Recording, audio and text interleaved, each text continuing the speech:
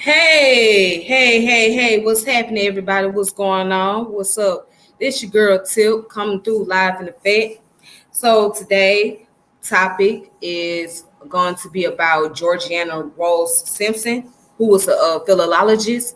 And for those of you who may wonder what is a philologist is someone who studied the structure of the language that is written in the literary text.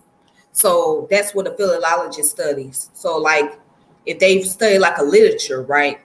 And they study how the words are being used in that literature, the formatting and all of that, that's that's what the philologists look at. So they look at the language structure and the development of the language. All right, so today I'm talking about Georgiana Rose Simpson. She was one of the first African American women to receive a PhD and to become a philologist. So you don't find too many blacks in that field. All right. So her born day is actually March 31st, but I'm going to do it on this day, March the 30th, because more than likely I won't be able to do a video the next day. So, and we at the end of Women's History Month. However, every day is history. Every day is something that needs to be commemorated. And you yourself can make history throughout your life. You know what I'm saying? So every day is always history. But we at the end of the month, and it's been great of just being able to gather a lot of information and being able to present it and show it to people and whatnot. So what I'm gonna do is I'm gonna go ahead and get started, and that's it. So I'm gonna start off with the picture, then I'm start sharing the sources, then I'm closing out at the end. All right, so this is the picture of Georgiana Simpson. As you can see, that's a picture of her. And then I will show you a statue.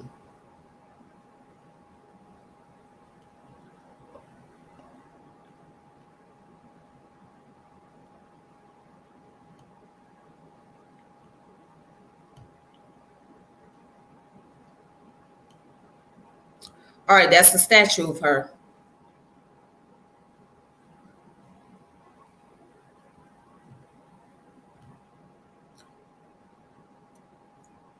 All right, so let's look at the biography first.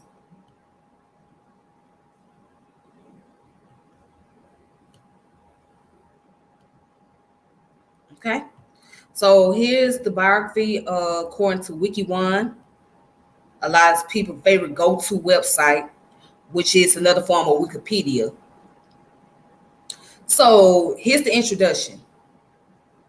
Georgiana Rose Simpson was a philologist and the first African American woman to receive a PhD in the United States.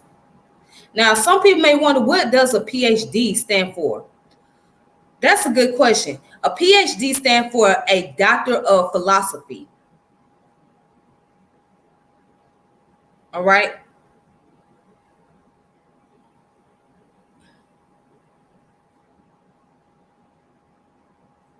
So that's what PhD stands for, a Doctor of Philosophy. So that's the highest degree that you can have out of all of them. All right, so anyways, it says that she was the first woman to receive a PhD in the United States. Simpson received her doctoral degree in German from the University of Chicago in 1921. Check this out. Now, here's her early life. She was born in Washington, D.C. on March 31st of 1865. Eldest daughter of David and Catherine Simpson, where she attended public school. She later received training to teach in city elementary schools at Minor Normal School in Washington, D.C., and started teaching in 1885. During this time, she taught within German immigrant communities. She was encouraged to continue learning and to formally study German in college by one of her former teachers, Dr. Lucy E. Moulton.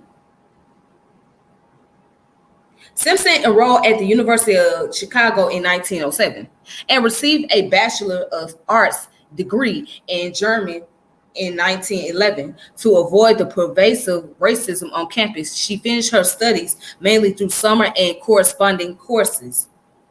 She completed her master's degree in 1920 with her thesis, The Phonology of Marigato, which examined in early Middle High German poem. Simpson was also teaching at Dunbar High School in Washington, D.C. during her postgraduate career. At age 55, she completed her dissertation, Herder's Conception of Das Volk, and received her PhD in German on June 14th, 1921. So what we know so far is that Miss Rose was studying German, the language. So that was one of the reasons why she got into philology, is to study about the language of German, which is spoken by the German people and originated out of Germany. So why did she study this language? Well, she was encouraged to do so by one of her college teachers, or by one of her former teachers, because she worked around a bunch of German immigrants. So because she worked in an environment where it was a lot of German people, she was encouraged to study the language, and that's exactly what she did. But let's continue.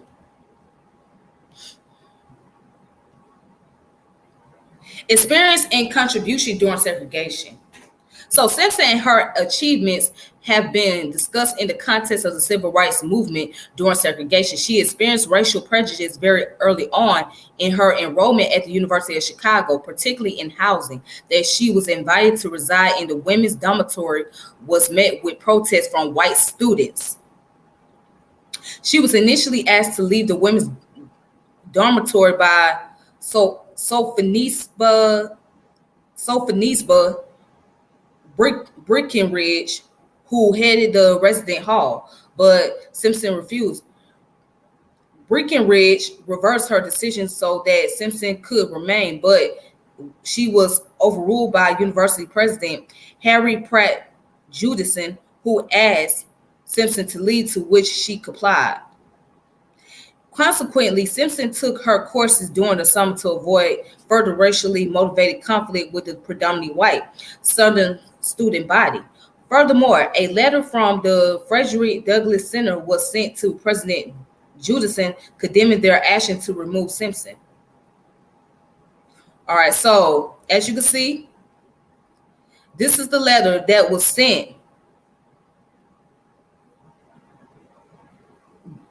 to the president of the University of Chicago because of the fact they wanted to remove her from the women's dormitory. So if I could really read this, let me see if I can read the first part. It says, Dear Harry Pratt Judison, President of the University of Chicago. This was written in August 16th of 1908, I believe. Dear sir, the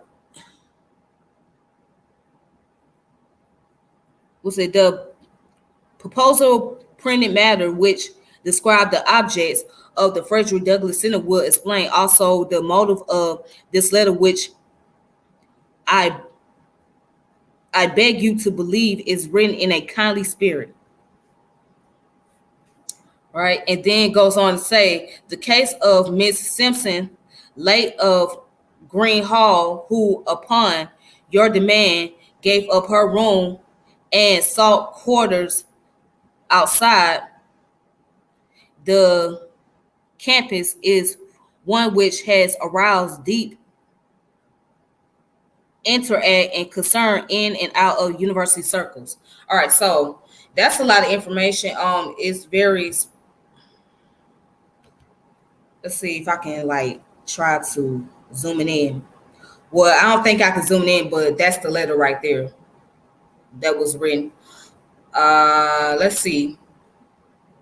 It says the case of Miss Simpson, upon your demand, gave up her room there and sought quarters outside the campus is one which has aroused deep interest and concern in and out of the university circle. Cecilia Woolley, a letter to University of Chicago President Harry Pratt Judison. All right, and then goes on to say Simpson was the first Black woman to be awarded a doctoral degree in the United States after receiving her PhD. She, along with Black scholars Sadie Tanner Mosel, Eva B. Dykes, and Anna Julia Cooper, who also received doctoral degrees around the same time, were not immediately approved by their accomplishments due to discrimination. In the case of Simpson, she returned to Dunbar High School in Washington, D.C. to teach, as most universities did not hire Black women outside of home economics courses at this time. Simpson also wrote a letter to W.E.B. Du Bois in 1936 inquiring about an encyclopedic project and how she may contribute an article on the Negro dialect or on the philosophy of Negro folk literature. Her final major publication was a translation of a French work detailed the biography of Toussaint Louverture, the leader of the Haitian Revolution. In 2017, the Monumental Women Project, co-founded by Asia Aka and Shay Almonijo, honored Simpson by commissioning a bust of her in the Reynolds Club at the University of Chicago, which was placed directly across from a relief that honors President Judison. All right, so there's the footnote, and there's more references at the bottom. If you guys want to, check it out, always check for the reference at the bottom of the page. Very important.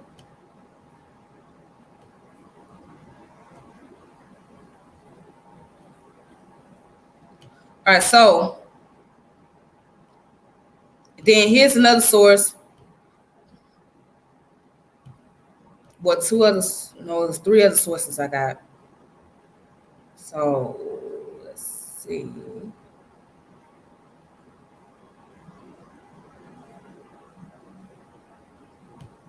All right, so here's a website here, which is called the University of Chicago Library. All right, and it says integrating the life of the Mind African Americans at the University of Chicago from 1870 to 1940. All right, so it says future intellectual Georgiana Simpson.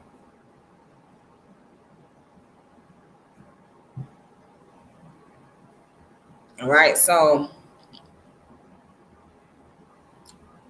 there's more information about her. This is the photograph, and this is the book called The Negro in Chicago, the Chicago Commission on Race Relation, the Negro in Chicago, the Chicago Commission on Race Relation 2. So you guys can come on this website right here. Also check out information. It pretty much said basically the same thing that was written in the Wikipedia. So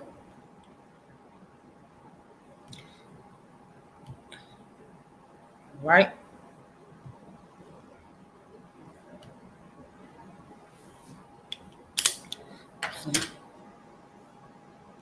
Then also she wrote an article giving her dedication to Frederick Douglass' wife.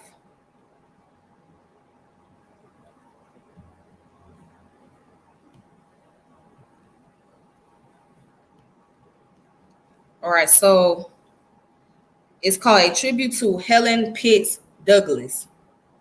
So this was written in 1944, and she was paying tribute to Frederick Douglass' wife, his late wife. All right. So let's look at the first three paragraphs. It says once more, Picture K and historic Cedar Hill overlooking the Placid Potomac becomes the pilgrim's shrine, and many a worship at the sacred altar of justice and liberty and equal rights makes his journey to do homage to the beautiful, the noble spirit and life of Helen Douglas by dropping a tear at her bier. It is now just 2 months, less than 20 years since Frederick Douglass walked consternation alike among a large portion of both the white and the colored people of this country by taking for his second wife a woman of his father's race, although he had been just as true to his mother's tradition in the choice of his first companion. Even those colored people who always put a premium upon white blood by rejecting the Simon Pure socially and in their matri- matrimonial choice found reason for complaint because Mrs. Douglas had 100% of white blood instead of 99.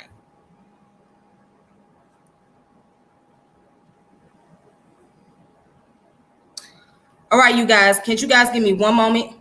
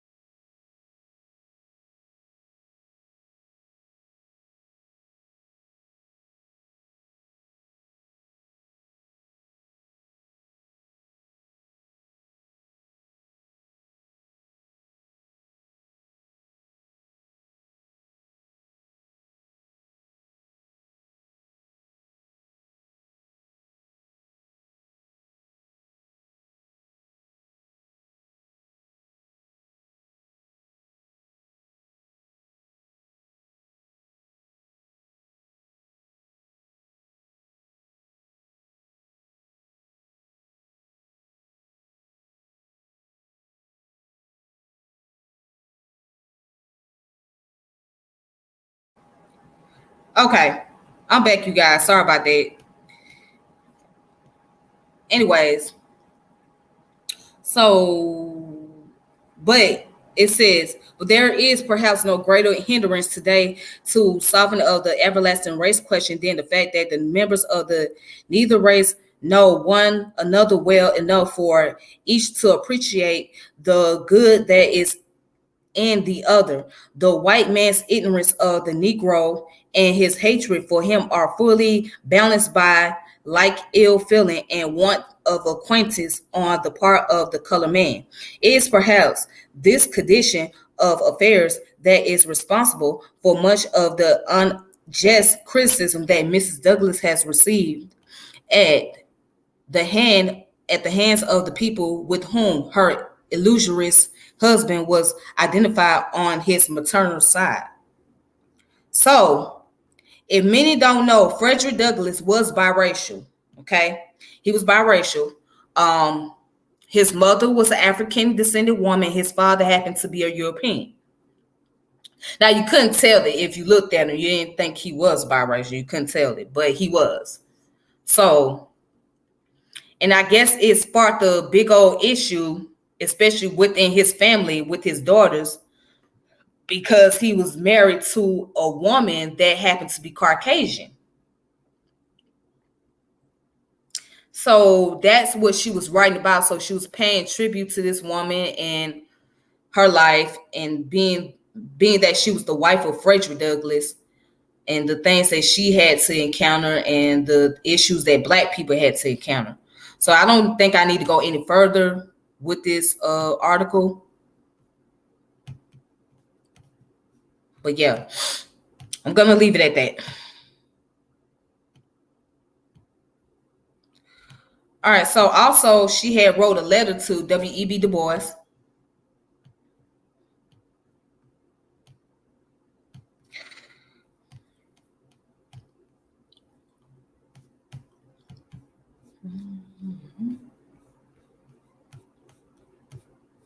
So you can find this at credo.libraryumass.edu. All right, so this came from the Howard University, because remember, she was working at Howard University at the Department of German. That's what she did. So she wrote the letter on March the 26th, 1936. And it says, "My dear Dr. Du Bois, let me thank you for honoring me with the request contained in yours of November 5th of 1935. In response, one, I agree with you that the time has come who some authoritative collection such as yours define in your letter is in demand." And then she wrote, "Two, I should be quite willing to contribute the article or articles suggested by you. Recently, I have been interested in some philological study of the so-called Negro dialect." And then she wrote, "The basic philosophy of the Negro folk literature. Yours sincerely, Georgiana R. Simpson." So she was basically telling W.E.B. Du Bois that she was interested into looking into more about the Negro dialect, the literature. Now, at that time, it wasn't called African American Vernacular English. It wasn't called Ebonics. But that's what they were talking about, the Ebonics. So she was basically showing that she had some interest in learning about that and doing more research upon it so she could see information. So with all these people that I have done, for the most part, a lot of them had connection with people like W.E.B. Du Bois. And I think it's quite funny that people in our community, especially those in the conscious community, is bringing about condemnation to Du Bois because they felt like he was a house nigga, which maybe he was in the beginning. But look, all these connections he done had. He done connected with people like Georgiana Rose Simpson, right? He done had connection with Carter G. Woodson, even though they had a falling out. He had connection with people like Booker T. Washington, although they fell out. Then he held with the Talented 10. Then he held with the Pan-African Conference. So I think that this man, based off his connection, his relationship with various people that come from different departments and different subject matters, he was able to expand. So I feel like he should receive a lot of recognition as well. But the topic is not about him, but it's about this sister. The fact that he reached out to this woman knowing that she had a degree in philology, and being able to ask her, hey, is there any way you can do anything about Negro dialect? That is like a really, that's just very tremendous. The fact that he reached out to a Black woman and said, you know what, I need you, and I need to see if you can really do something on this topic matter, on the subject matter. So, and she was willing to do so. And he was able to form those connections with his own. So to leave in our conclusion, Georgiana Rose has really set the example, and she has shown that Black women can achieve in this country. They can get those PhDs, which is the doctor of philosophy. They can get into the fields about studying languages and literatures and whatnot. So you have a list of Black women that have done tremendous things in this country, that has done good and bad. So to all the women out there, especially to all the sisters, you have this opportunity. You stand on the shoulders of these women. These women wasn't just doing it for themselves. They was doing it to set the example for generations to come. So you have the opportunity to make yourself available. to do other things. There's much more than what is given. There's much more to being gifted and talented than you think. And I'm not taking away from those who are in the industry or into sports. There's nothing wrong with that, but there's a lot of things you can do. You have to be able to find your creativity. You have to be able to find your skills. You have to be able to develop yourself. And I don't think that it's enough of us that are challenging ourselves and putting ourselves out there to be more creative and be more intellectual and being able to take it a step further to better enhance and help those within our community. It's not enough of us doing it because we don't get a lot of push. We don't get enough courage.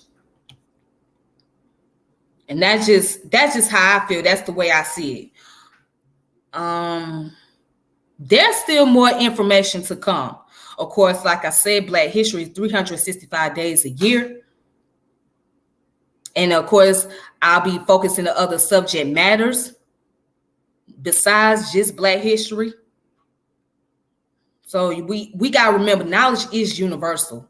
Knowledge is very universal. It's very universal. You know what I'm saying? And I also want to say something before I close out. I saw somebody put up something on their page saying that learning has no color and wisdom has no equality. But they had a picture of two white men. Now, in my opinion, there's a lot of contradiction behind that. Because if learning has no color and wisdom has no equality, then there should be a wide range, a variety of people. There should be a diversity amongst Black men and Black women and other ethnic groups. There should be an Asian, there should be Native American, there should be Hispanic people, showing the diversity. But if you just posting up something with two white people on there, especially two white men in particularly, then the question comes, well, does learning really have a color? Does wisdom have equality? Not saying I don't agree with it, because I do. It does not have any color. And wisdom doesn't have any equality. So it's all together, is universal. But there should be more diversity being shown on many levels. And then that's just my thought. I just wanted to throw that out there. Anyways, I hope you guys have a wonderful day. For those of you that was watching, thank you. Also, make sure you subscribe to the channel, hit the notification bell, share the channel, and all that great stuff. Until then, you guys take it easy on yourself. This is your girl, Tiffany, and I'm out. All right, peace.